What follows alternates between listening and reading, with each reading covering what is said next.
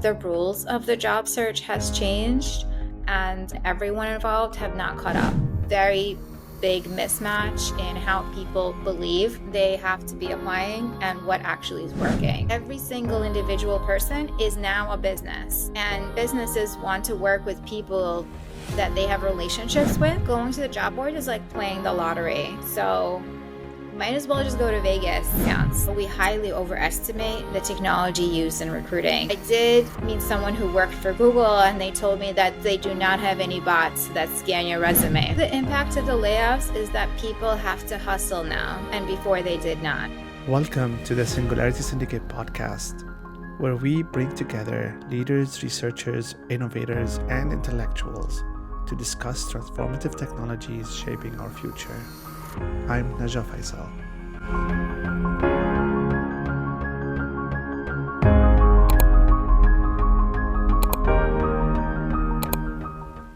Today, we're joined by Anna Miller, a distinguished career coach with a focus on technology roles and founder of Second Careers.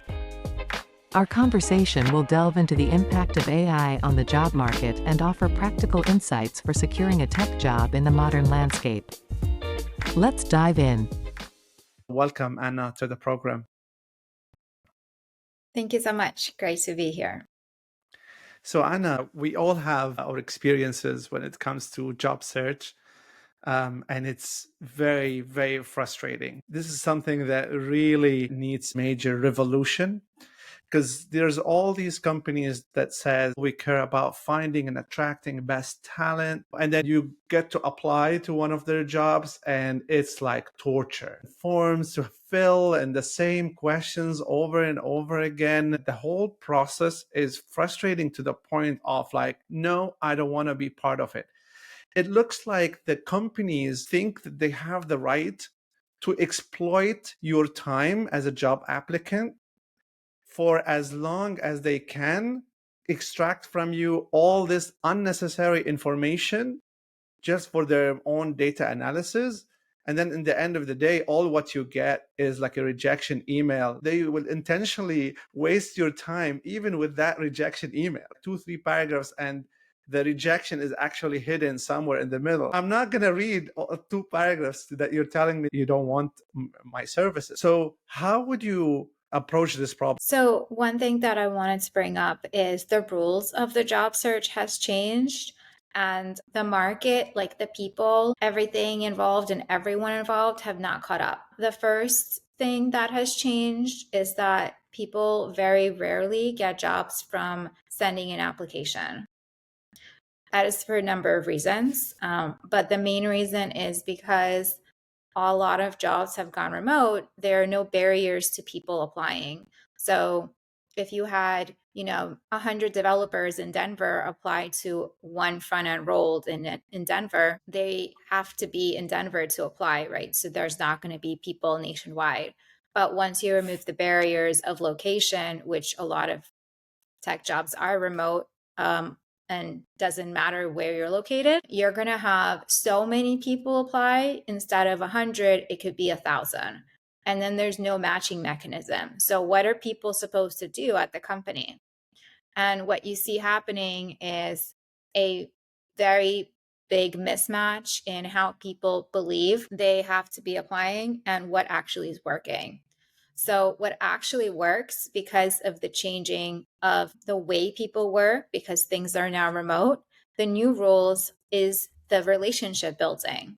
So if you're still relying on sending applications and putting any meaning into the emails you receive from people you have not met, you're setting yourself up to be completely disappointed.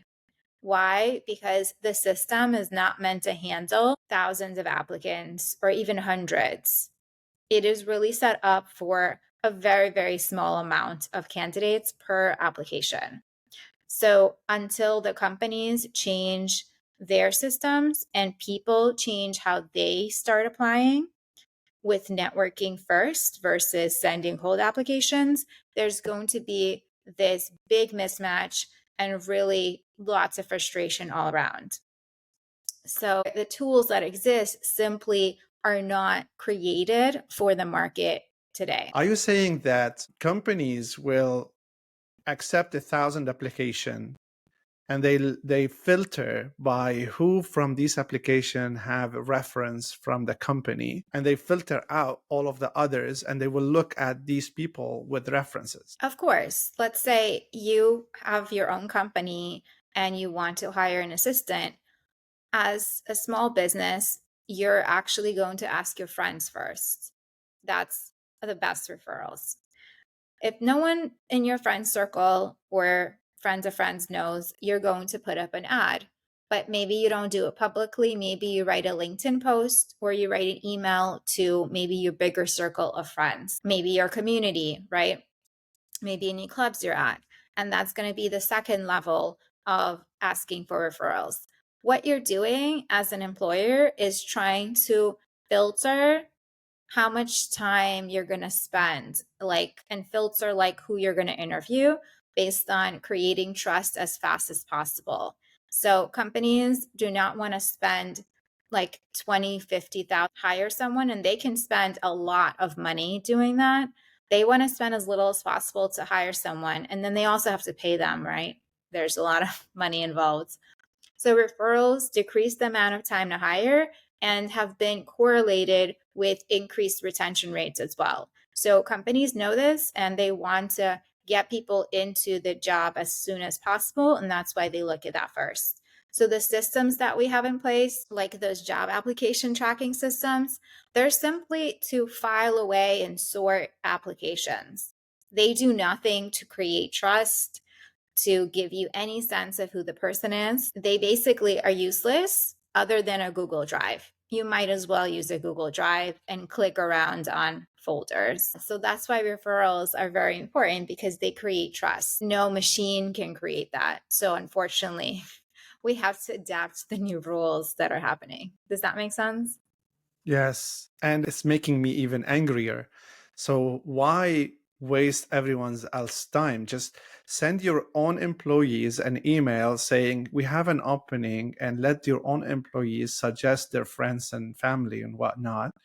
So why putting your job offer on LinkedIn for thousands of people to apply, knowing that you're not going to touch or look at any of those resumes? Well, there's a couple of things at play. One, there are legal requirements. So a company has legal requirements to publicly post a job, depending on their industry, depending on what kind of job it is. If it's a big public company, I believe they have to post it publicly in order to hire someone.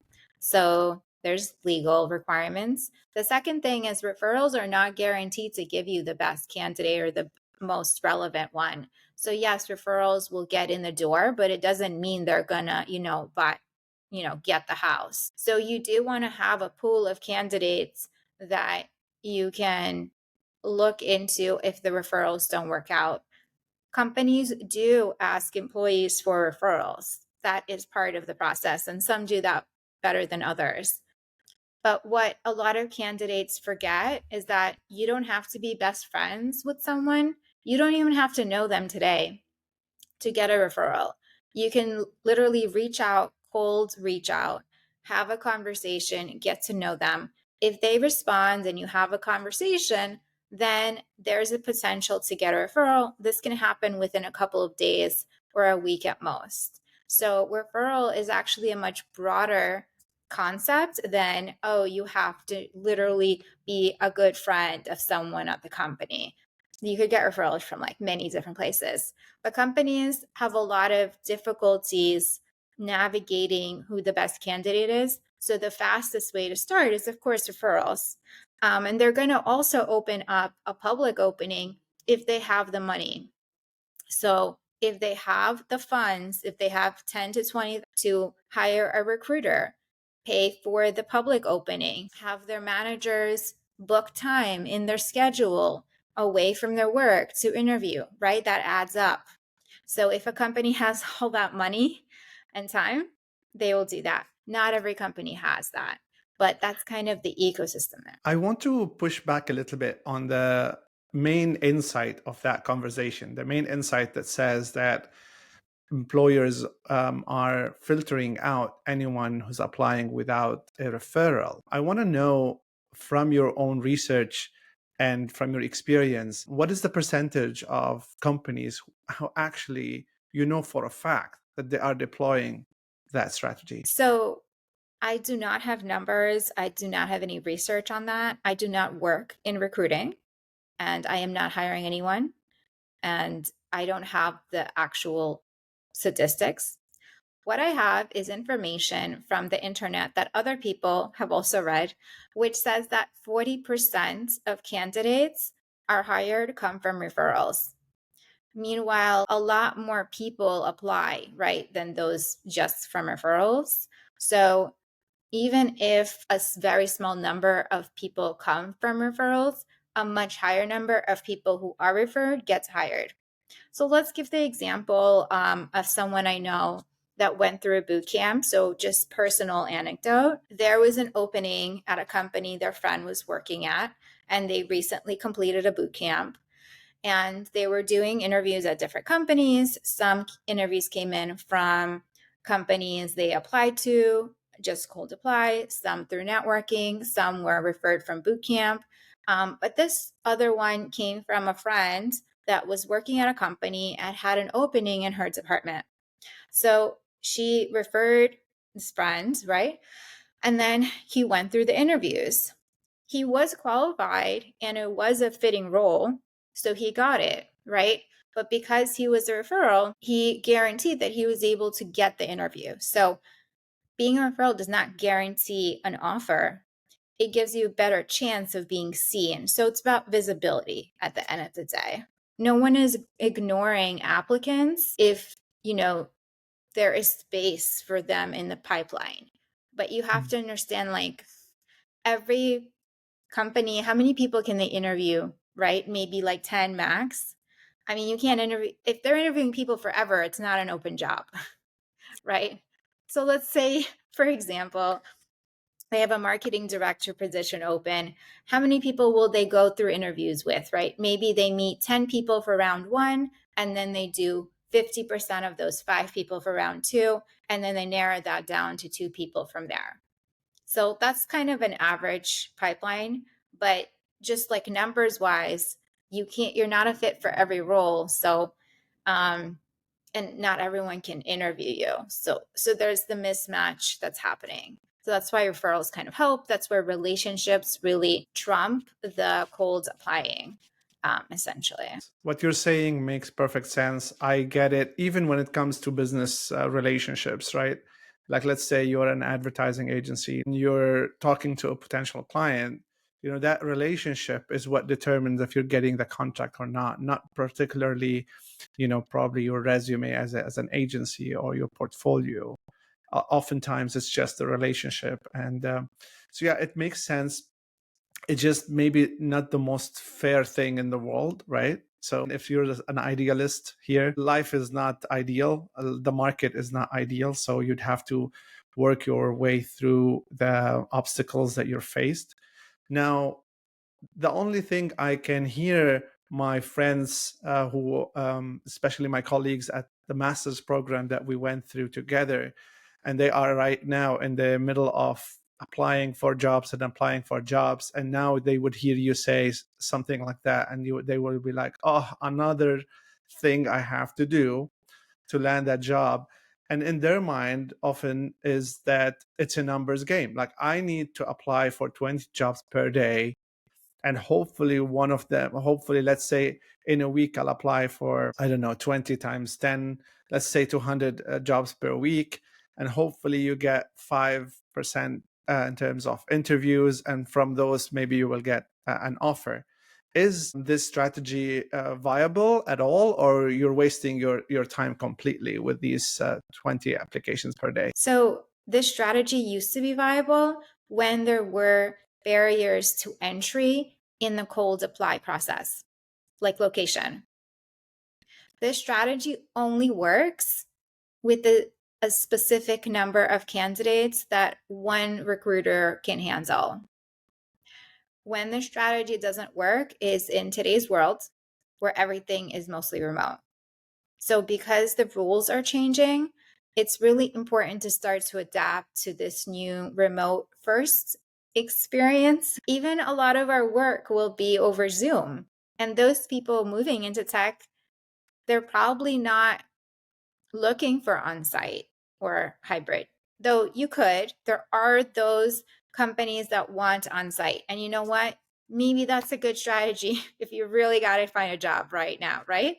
Because there is a limited number of people in that location. To use location as your strategy. However, to expand out from just being limited to one area, the strategy of numbers only does not work because every single person is doing this. So do you see what happens when everyone is doing the same thing?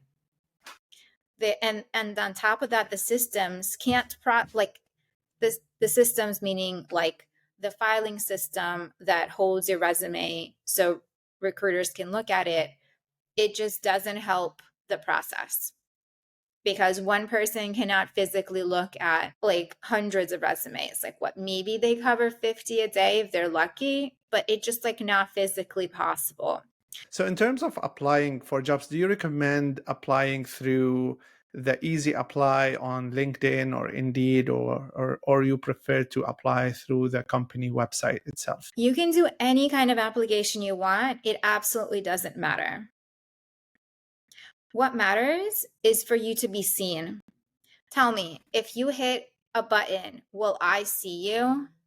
Does that guarantee that I see you? But what is a system? Sending a direct message, sending an email, writing a post about yourself, telling your friends you're looking for work, asking them to introduce yourself to one other person. So to summarize this, every single individual person is now a business. And like you said, businesses want to work with people that they have relationships with. So if you're not building relationships, you're not getting seen.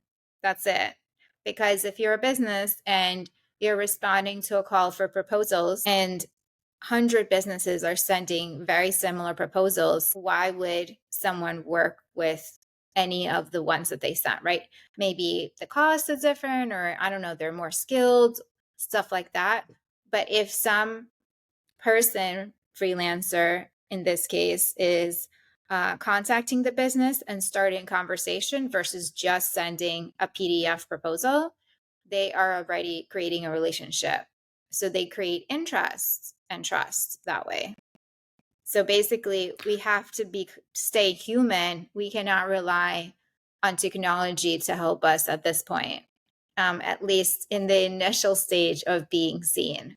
We have to find ways to be seen online. All right, so let's talk now about the role of AI with the advent of large language models. Now you've got ChatGPT, you've got Gemini, you've got Claude, you've got all sorts of different tools that can write for you pretty nicely. So I had some people telling me that, in order to be seen, which is the theme of your talk, is that you need to take the job description, put it in ChatGPT, ask ChatGPT to create for you a cover letter and a resume, injecting all these keywords, responding to that job description, and then apply after that.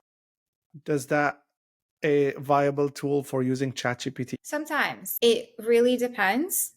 However, let me ask you this question. Let's say you spend 30 minutes customizing your resume and cover letter and answering any interview questions on the form, and you hit submit.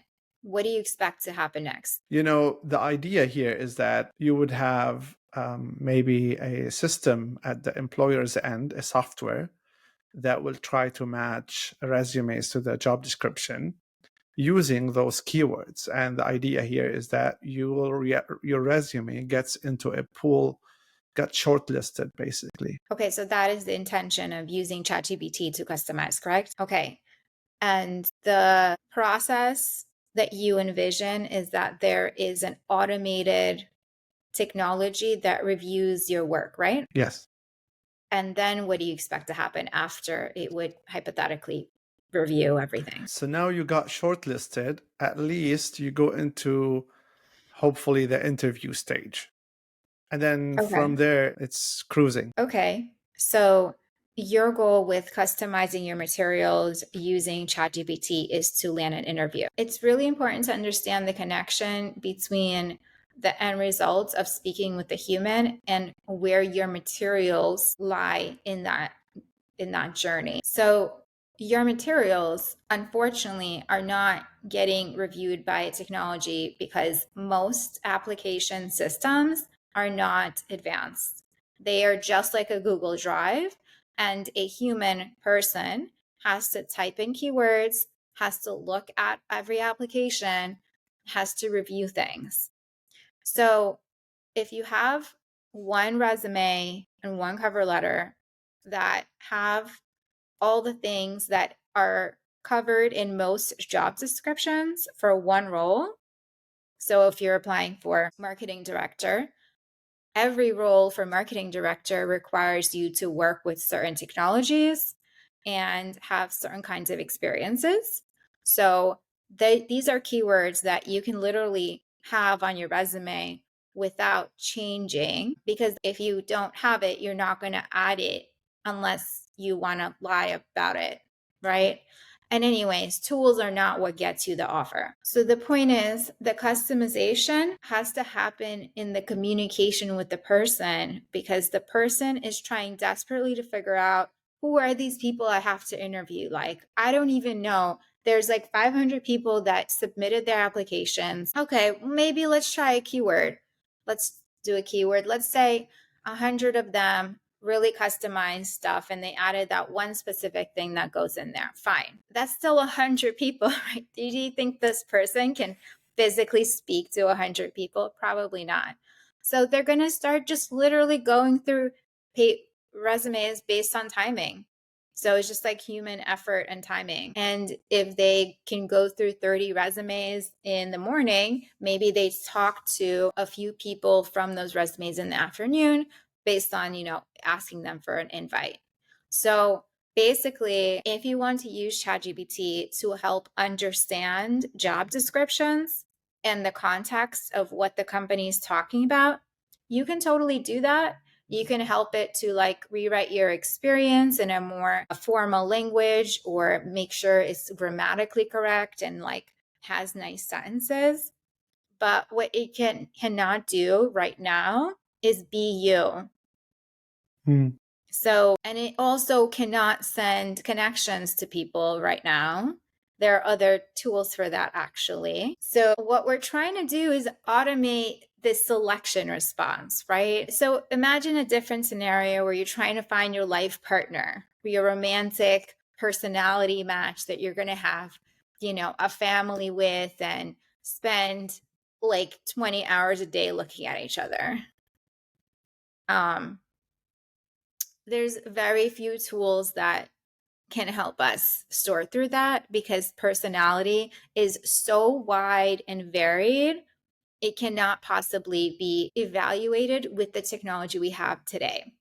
I believe that there will be technology like artificial intelligence that will be able to create and understand personality and humanness, but it is not there today. What we are seeing in technology today is a glimmer of hope of what things can look like when there is actual intelligence.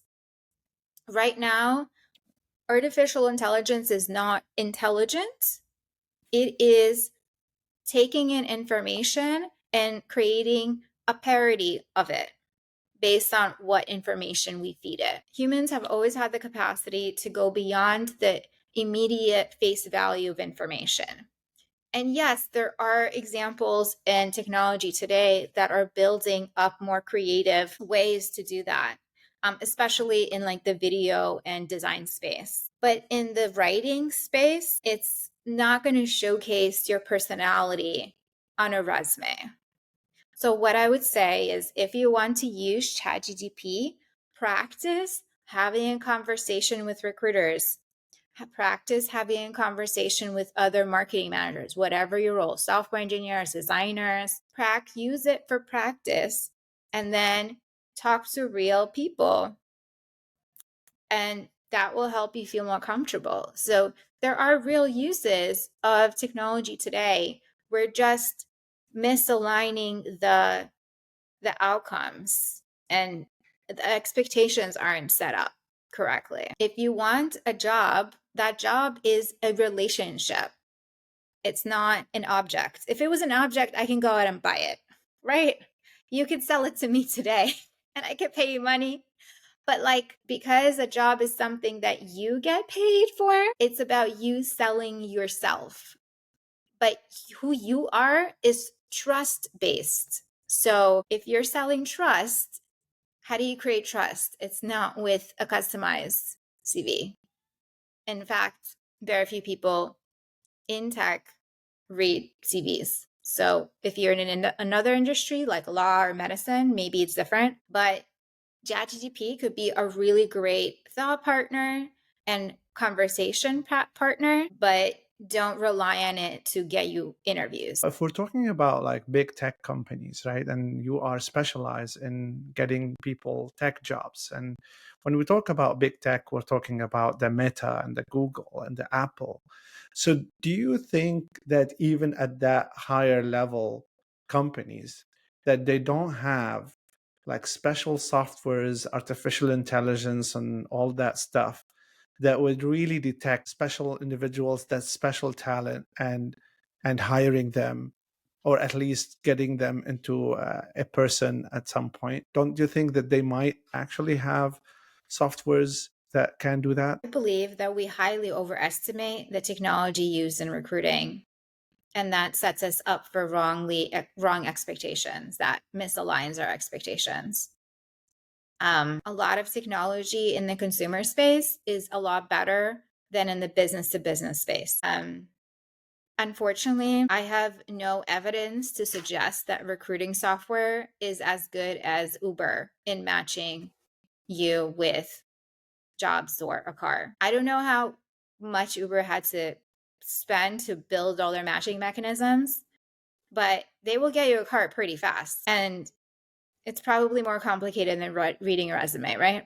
There are places in business to business technology that have a lot of, complex systems, but HR technology is one of those antiquated industries that are really growing fast. I do not have any evidence from my end. I do not work in recruiting, so I have not seen this happen. I did meet someone who worked for Google, and they told me that they do not have any bots that scan your resume for like special approvals or whatever. The thing is, we are all looking for a shortcut, don't you think? I agree. And Yeah. unfortunately, the shortcut used to exist with cold applying before everything went remote. And that was fine because there would never be more than a couple hundred candidates. But now that's not the case.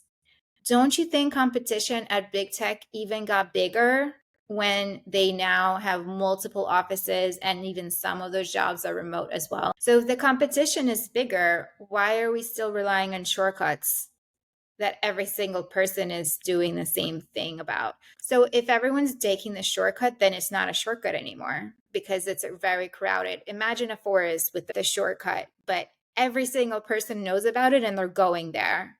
Do you think it'll be a shortcut? No, it's going to be a very crowded, very slow line. It's going to be like LA traffic at like 4 p.m. So do you want to stay in LA traffic at 4 p.m. or do you want to maybe go into like another neighborhood and check out some other roads? That's kind of what the job search is looking like right now. I love the analogy, and I'm totally with you. I think you're bringing a lot of good insights.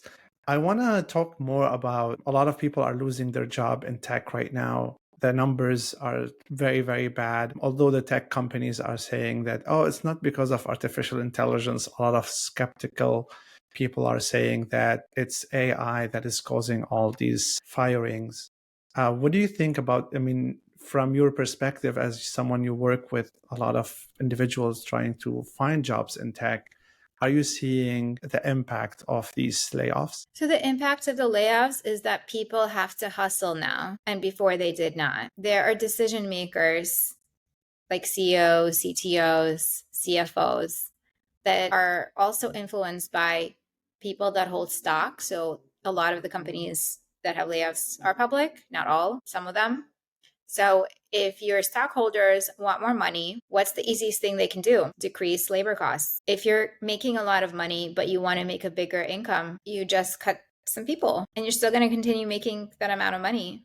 Maybe you won't grow as fast later because growth requires people. So yes, new tools allow us to be more productive and do things in quicker ways. But something that we can touch on is like the future of work is not time based, it's context based. How much knowledge do you have that you can use immediately and apply that today? And how good are you at listening, reflecting, and creating alignment, creating conversations to move things ahead? We can have a conversation, but it may not move anything or create any impact or outcomes. We can also have a conversation that is very directed, include different people, and also create impact. So right now, these technology is not doing that. Do you know any person using ChatGPT to make decisions on what next feature to launch? I don't think the technology right now is ready by any chance. Yes, they are talking about agents that are being developed. There are many, many startups who received funding to build agents that actually do someone's job in totality of it. But we're still not seeing anything of that nature, at least anything that works well. I've played around with some tools recently, but they're not at the level yet. And as a matter of fact, I think that this technology is helping people maintain their job. If you're Yes. like working in a company, you use these tools to become more productive, doing better quality work, and therefore these tools are helping you maintain your job and even Yes. progress in your career. There are new jobs all the time. You just have to know where to look. But again, if everyone's looking at the shortcut, which is the job boards, of course, you're not going to have a lot of success because going to the job board is like playing the lottery. So you might as well just go to Vegas, spend their time there. You probably win money instead of spending your time clicking a button. Oh my God, it's the same thing. You're just clicking a button. If you like clicking buttons, go to Vegas, go to a casino. Because applying on a job board is exactly the same thing today. It didn't used to be, but these are the new rules of the game. If you have found the rules different, you can let me know. But this is everyone in the industry. And I have seen this happen. Basically, last year was the first year where everything really solidified in the industry as remote first. So after 20, everyone was forced to do remote. And now, why would they go back? People are quitting jobs if they're forced to go to the office. They're like, I don't want to go back to that town. I like this new town that I'm living in. So people have more opportunities now. So they're using that power to find the right jobs for them. So when thousands of people are laid off, yes, that causes a lot of chaos and uncertainty because it used to be that the economic climate was such that the people in the companies decided that everything was going great and we're just going to keep status quo. So it felt safe, but it's fake, there's no safe job. And a safe job is a job you make yourself. So even today, people that are 10 years into the industry have now faced a market where they have to hustle, meaning stand up for themselves. So you can cold apply, but you cannot rely on just cold applying. So when people understand that, then they will change the rules naturally. Yeah, just people have to do work now. Incredible stuff. So let me summarize what I understood. If you are someone who's looking for a job in the tech industry or perhaps in any industry, number one, all jobs are remote, or you have to operate from that assumption that all jobs are remote. And therefore, you have to build your digital presence. You have to have a personal brand online, right? And this is something that I'm trying to help a lot of leaders do, right? Number two, do not cold apply. Find a job opening, go to that company's LinkedIn page, find the people who are your potential colleagues, connect with them, follow them, engage with their content on LinkedIn, exchange messages, ask for a referral. And then only when you secure that referral, go and apply for the job. Does that give your strategy some justice? Yeah, I think for those that are used to cold applying, taking a break from just sending an application is a very important part. However, you don't have to never send an application. You simply do not want to rely on it entirely. So if you have found it very easy and fun to hit submit, keep doing it, and then use the referral strategy on top of that.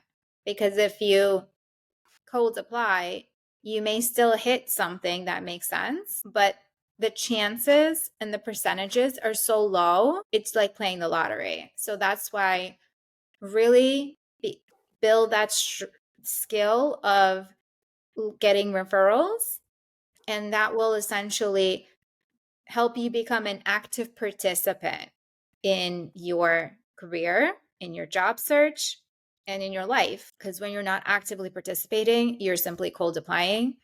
You don't know what's happening, and it just doesn't work for anyone.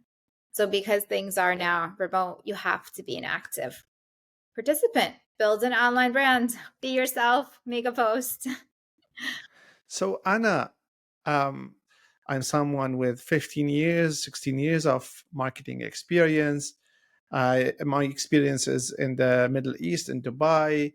I worked with publicly listed companies there as a CMO, moved to the United States, finishing my master's in information systems. And now with this pivot, I started my year applying for jobs. And as I said, I got frustrated by it because how much time consuming. And I'm someone who value my own time. Like I could be so much more productive building my own business rather than spending all day, every day, either networking with people, fishing for a referral, or applying and filling all these time consuming forms. So what would you say to someone like me who has experienced senior in their career, but then they look down at only applying or only connecting with people with the hope of getting a job? Always have something to offer people, which people with any years of experience doing anything always do. So, one, recognize the value that you already bring and start networking with that in mind. The goal is not a referral only. Think of referrals as a natural outcome of your relationship building. And the relationship building can look different with each person. It could be a short chat on DM. It could be a connection call. It could be sharing a post or engaging on a comment. It can also be putting a post up about yourself and sharing what you learned as a CMO in Dubai, recommendations you have for others in the industry. You could be such a great resource for so many people, and that draws different people to you. So, what you want to be doing is acknowledging what you already have and building a public presence with that. That is essentially what networking looks like for someone with experience already. That's literally what I did when I started Second Careers. I went on LinkedIn and said, I've been through 7 job searches. Here's what you can do to help yours do better. I worked in product management. Here's my advice for kind of navigating, doing some kind of product work. So you start by providing value, which every single person in the world wants to do, but they don't know where to start. Literally tell stories about what you just did with your life. Talk about your master's program if you did that. A lot of people start out in this journey feeling very shy because we never had to build a public presence as a requirement for work, but that's become more and more the future of work, because especially in tech, if you want to be in tech and you want to get noticed and you want to get a high paying job in tech, public presence almost guarantees that. And that means consistently being publicly present, not like one day or 1 week. Give yourself a timeline. Let's say for 3 months, I'm going to write a post a week and I'm going to contact 50 new people. And I'm going to have conversations with them. While you're doing that, you can comment, you can find people posting about roles, you can interact with them. So it's basically the same thing as networking in real life, but with different tools that are created in LinkedIn, essentially. But to start with, always acknowledge your experience. A lot of people forget that because they're so consumed with this one-minded goal of someone has to pay me for my experience to be valuable. Obviously not, right? Like, I know that's the feeling, but your experience is actually very valuable because you have it, not because someone's paying you. In fact, they already paid you before. Now you're going to find your next client to pay you for it. That's a great way to end it here. Thank you, Anna, for all the knowledge and expertise that you shared on the podcast today. Absolutely.